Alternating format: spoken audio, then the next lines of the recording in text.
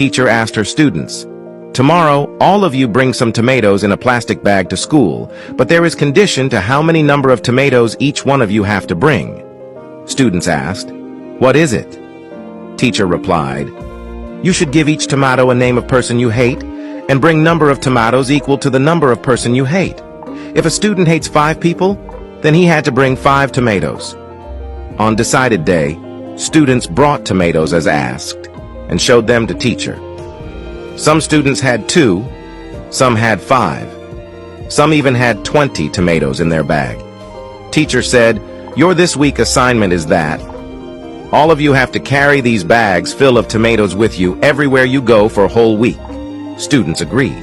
As days passed, tomatoes started to lose their freshness and got spoiled, and because of this, tomatoes started to smell awful.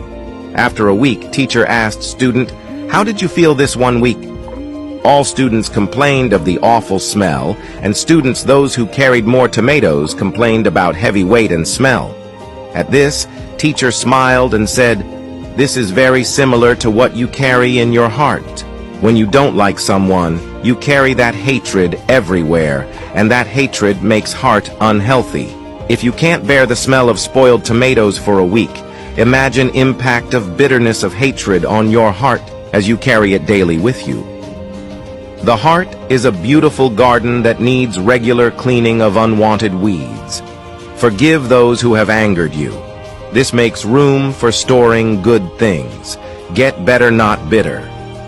If you find value in this story, please like, share, and comment below. Stay blessed.